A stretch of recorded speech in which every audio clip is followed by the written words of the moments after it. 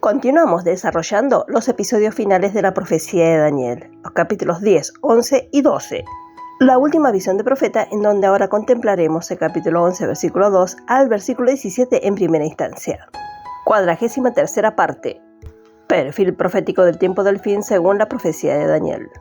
Recordando siempre cómo es visto Daniel en esta parte de la profecía como Daniel, el profeta del tiempo de los gentiles. Recordamos que la visión se divide en 3 partes. Entramos a considerar ahora la segunda parte de la misma, que va del capítulo 11, versículo 2 al versículo 35, que nos da las bases necesarias para la parte importante de la visión, esto es, los acontecimientos del tiempo del fin. Y vamos a leer esta referencia en Daniel capítulo 11, versículo 2.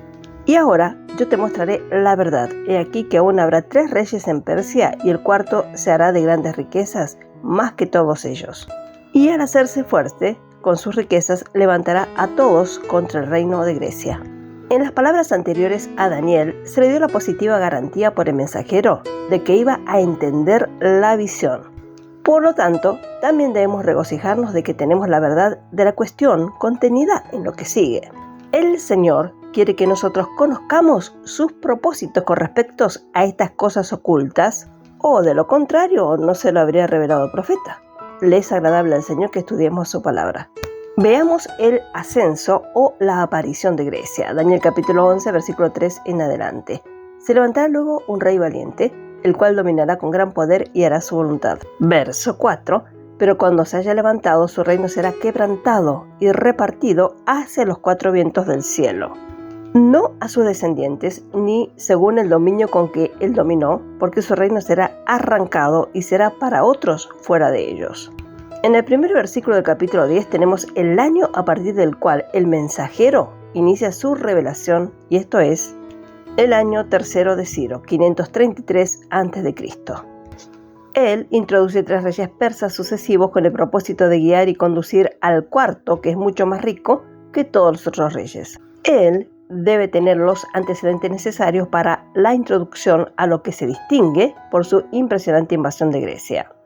Este último es seguido sin duda por una compañía de venganza en la que hay un rey poderoso de Grecia. Se pone de pie contra el rey de Persia y vence a aquel emperador, como demuestra la secuela, porque leemos que él gobierna con gran poder y actúa conforme a su propia voluntad.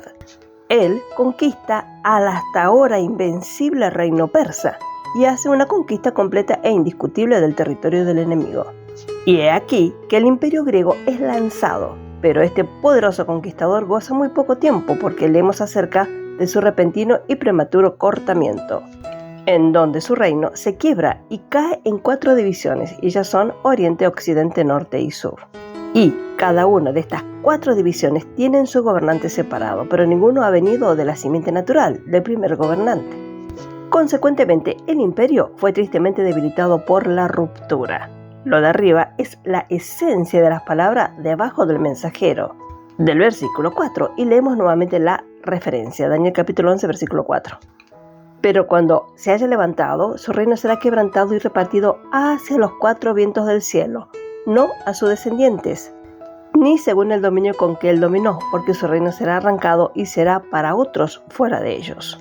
Cuando recordamos la visión del capítulo 8, vemos que a Daniel ya se le había sido mostrado que Grecia iba a seguir al imperio medo-persa. Esto es, en la línea de los 4 imperios mundiales decretado por Dios. El profeta, sin duda incluso como nosotros, debe haber entendido fácilmente la representación del ángel de la ascensión del futuro imperio griego. Las palabras del ángel: y ahora voy a volver para pelear con el príncipe de Persia, y cuando haya terminado con él, el príncipe de Grecia vendrá. Capítulo 10, versículo 20, que arrojan luz sobre esta escena. Como hemos insinuado que los imperios mundiales que vienen a la vista aparecieron en la voluntad de Dios, y fue, en alguna manera, objetada por el diablo. Él instigó y trasladó su campo de poderes malvados contra todo el propósito de Dios. No dudamos del retorno de Judío a su país, su tierra, al principio de la dinastía persa. Explicaría su ira en contra de ese reino, Pero ¿por qué su oposición al ascenso del poder de Grecia? Puede ser simplemente porque era la orden de Jehová. De todos modos, sabemos que los príncipes malvados en las regiones de los cielos, ellos hubieran resistido al mensajero y quisieron obstaculizar sus movimientos y contrarrestar la obra de Dios en los asuntos nacionales. Pero no lo han podido hacer y no pueden tener éxito en sus obstinados esfuerzos para resistir a Dios. La voluntad ordenada de Dios prosperará como siempre lo ha hecho, simplemente porque lo que dice Dios se hace. Y nosotros, que estamos aquí en la escena en este momento actual, sabemos que gran parte de esta última visión de Daniel ha llegado a convertirse en historia. Los 3 reyes persas que se le dio dicho a Daniel que van a suceder a Ciro, quien era el monarca reinante en el tiempo de la visión, son fácilmente comprobados hoy. Leemos en Daniel capítulo 11, versículo 5, y será fuerte el rey del sur, mas uno de sus príncipes será más fuerte que él, y será poderoso, su dominio será grande. Ellos fueron, en el orden nombrado, primero Cambises, que gobernó desde 529 a.C. hasta el 523 a.C. Segundo, Pseudos Merdis, que gobernó 522 a 521 a.C., apenas un año. Él era un impostor, se hizo pasar por el heredero legítimo, el cual había sido ejecutado en privado. En tercer lugar estaba Darío Histaspes, que reinó desde el 521 hasta el 485 a.C., un largo periodo, después del cual vino Jerjes, el rey rico, 485 al 465 a.C.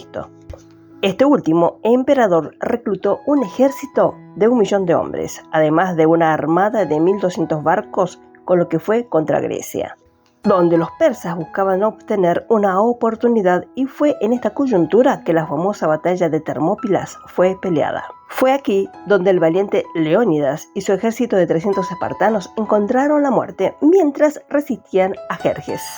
La batalla naval en Salamina siguió en el año 580 a.C. y resultó en una derrota decisiva para el rey persa, que se retiró con miedo y decepción a su propio país. Varios otros reyes lo siguieron en el trono de Persia. Grecia continuó aumentando en prestigio, pero no se asestó ningún golpe de represalia, aunque el imperio persa continuó existiendo durante medio siglo después de la muerte de Jerjes. Entonces, Alejandro el Grande comenzó a mostrarse grande, como su nombre así lo indica, Magno. Se vengó de Persia por el ataque de Jerjes, como fue profetizado por el mensajero. El gran Alejandro Magno inició una veloz conquista de Asia a la edad de 20 años. En aproximadamente una docena de años había barrido el este hasta los confines de la India, infligiendo el golpe final y decisivo a Persia en el año 531 a.C. Lloró por otros reinos para conquistar, siendo todavía joven, un conquistador mundial a los 30 años. Entonces, tan repentinamente como alcanzó prominencia y fama, tan repentinamente se apagó su luz. Murió a la temprana edad de 33 años, al final de una borrachera excesiva y de disoluta juerga. Su imperio quedó en confusión, de lo cual, después de 20 años, surgieron los 4 reinos de la profecía: Egipto, Siria, Caldea y Grecia. Nunca recuperó su antigua gloria ni poder, ni ningún miembro de la familia de Alejandro gobernó. Sus 4 generales se repartieron el botín. En cuanto a la comprensión de las palabras del mensajero, nosotros tenemos mucho mejor que Daniel, pues todo lo que él ha dicho hasta ahora es historia desde hace mucho tiempo. El profeta no sabía nada de los territorios ni de las personas tal como nosotros los conocemos hoy, pero como hemos dicho, este conocimiento no es necesario para entender la profecía, porque esta última consiste en ser en sí misma una clara revelación de acontecimientos venideros y predestinados. No era necesario que Daniel conociera fechas, ni nombres geográficos, ni personales, tampoco lo es para nosotros. Los acontecimientos históricos no son la interpretación ni la revelación. La historia es simplemente segura y cierta por la profecía, no la profecía por la historia. Leeremos en Daniel capítulo 11, versículo 5, en varias versiones. La versión Reina Valera 1960 nos dice: y será fuerte el rey del sur, mas uno de sus príncipes será más fuerte que él, y se hará poderoso, su dominio será grande. En la versión Biblia para Todos, Daniel capítulo 11, versículo 5. El rey del sur será fuerte, pero uno de sus generales será más fuerte que él y tendrá un imperio enorme. de la Biblia amplificada, capítulo 11, versículo 5, entonces el rey del sur será fuerte, pero uno de sus príncipes será más fuerte que él, y dominará, y su dominio será un gran dominio.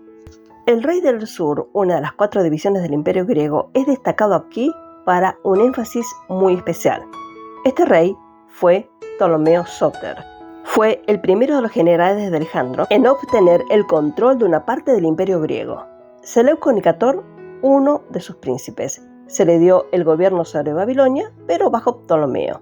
Finalmente se hizo tan fuerte que adquirió control absoluto de ese dominio. Extendiéndose hacia el oeste, fundó para sí mismo el gran reino de Siria.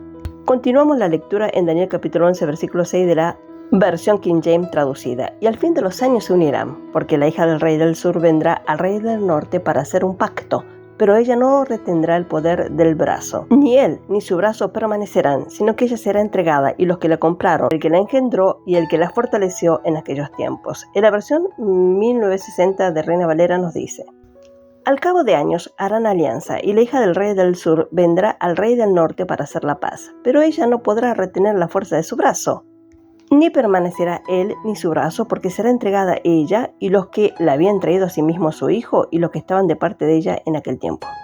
Es maravilloso cuán minuciosamente se puede rastrear la historia de toda esta porción y cuán perfectamente está en concordancia con la profecía. Es tan verdadera y perfecta que hace que el crítico superior se retuerza, haciendo retroceder al crítico más grande. Él se esfuerza por negar la autenticidad de la profecía de Daniel y tacha el hecho de que él la escribió como una mentira. Pero ahí está, y hace que el crítico sea el mentiroso. El cumplimiento de la cita anterior fue que los 2 reinos a los que se hace referencia en el versículo 5, Egipto y Siria, buscaron establecer una unión por medio de un matrimonio. Esto es de Berenice, la hija de Ptolomeo Filadelfo, el segundo rey de Egipto, con Antíoco Teos, rey de Siria. Este último repudió a su esposa Laodicea para este propósito, pero el resultado fue un conflicto sangriento e incesante. Berenice finalmente perdió su lugar, fue envenenada al igual que su hijo, y Laodicea fue reinstalada en el trono. Estamos leyendo en Daniel capítulo 11 versículo 7. Pero un renuevo de sus raíces se levantará sobre su trono y vendrá con ejército contra el rey del norte, y entrará en la fortaleza y hará en ellos a su arbitrio y predominará. Verso 8. Y aún a los dioses de ellos, sus imágenes fundidas y sus objetos preciosos de plata y de oro, llevará cautivos a Egipto. Por años se mantendrá él contra el rey del norte. Un sucesor al trono egipcio, Ptolomeo III Eugertes, hermano de Berenice, se vengó del rey del norte por el trato dispensado a su hermana. Invadió la fortaleza real, prevaleció en todas partes y se llevó cautivo 4.000 talentos de oro, 40.000 talentos de plata y 2.500 ídolos y objetos idólatras. Después de esta sangrienta guerra, el conflicto cesó por un tiempo. Así el rey del sur regresará a su reino y volverá a su tierra, según el versículo 9. Después de la muerte del rey de Siria, sus hijos se sienten incitados a vengarse de Egipto por la gran pérdida de su reino que sufrió a manos de ellos. Las escrituras anuncian la contienda, Daniel capítulo 11, versículo 10. Mas los hijos de aquel se airarán y reunirán multitud de grandes ejércitos, y vendrá apresuradamente e inundará y pasará adelante. Luego volverá y llevará la guerra hasta su fortaleza. Versículo 11. Por lo cual se enfurecerá el rey del sur y saldrá y peleará contra el rey del norte y pondrá en campaña multitud grande, y toda aquella multitud será entregada en su mano. Verso 12. Y al llevarse él la multitud, se elevará su corazón y derribará a muchos millares, mas no prevalecerá. Versículo 13. Y el rey del norte volverá a poner en campaña una multitud mayor que la primera, y al cabo de algunos años vendrá apresuradamente con gran ejército y con muchas riquezas. El reino del norte busca acosar y oprimir a Egipto por su gran pérdida en sus manos. Uno de los hijos de Seleuco, habiendo alcanzado gran poder, lo logra atacando Gaza. Por último, Filópater, el tolerante o despreocupado rey de Egipto, se despierta en indignación. Un compromiso trascendental se produjo cerca de Gaza, entre él y el rey de Siria, Antíoco III, llamado el Grande, con una derrota notable para este último. Pero Filópater no aprovechó su ventaja. Después de algunos años de progreso en el norte, pero de decadencia en el sur, Antíoco realizó otra invasión más formidable de Egipto. Lo ayudaron las revueltas generales contra Egipto, así como la ayuda de los judíos sediciosos, como indica el versículo siguiente. Versículo 14. En aquellos tiempos se levantarán muchos contra el rey del sur, y hombres turbulentos de tu pueblo se levantarán para cumplir la visión, pero ellos caerán. Daniel capítulo 11, versículo 15. Vendrá pues el rey del norte, y levantará baluartes, y tomará la ciudad fuerte, y la fuerza del sur no podrán sostenerse, ni sus tropas escogidas, porque no habrá fuerzas para resistir. Versículo 16. Y el que vendrá contra él hará su voluntad, y no habrá quien se le pueda enfrentar, y estará en la tierra gloriosa, la cual será consumida en su poder. Versículo 17. Afirmará luego su rostro para venir con el poder de todo su reino, y hará con él convenios, y le darás una hija de mujeres para destruirle, pero no permanecerá ni tendrá éxito. Estos últimos intentan conciliar a Antíoco, pero sin éxito. Infieren que él hará que Judea sea independiente, pero Dios sopla sobre sus maniobras. En lugar de ganar a Antíoco, pareció tener el efecto opuesto. Dios lo condenó al fracaso. En esta segunda parte de la visión propiamente dicha, contemplamos una guerra entre Egipto y Siria. Vimos al principio del capítulo 10 que el mensajero dijo que esta última revelación se refería a una gran guerra. De ahí la porción actual. Antíoco el Grande es visto aquí en visión, continuando su invasión de Egipto y los países circundantes. Palestina, al estar encajada entre estos países en guerra, siente algunos de sus resultados de la lucha, de ahí la historia. La visión no se refería a los asuntos o a la guerra de otras divisiones del Imperio griego. Son estos dos, Egipto y Siria, los que tienen que ver con los judíos. Gracias al Señor por su inmensa bondad en dejarnos plasmados sus propósitos en la palabra escrita, la cual nos fortalece y nos hace aguardar con gozo la esperanza bienaventurada. Por ahora dejaremos por aquí, confiando en la gracia del Señor en la comprensión de su palabra. Que el Señor los bendiga ricamente a cada uno. Amén y amén.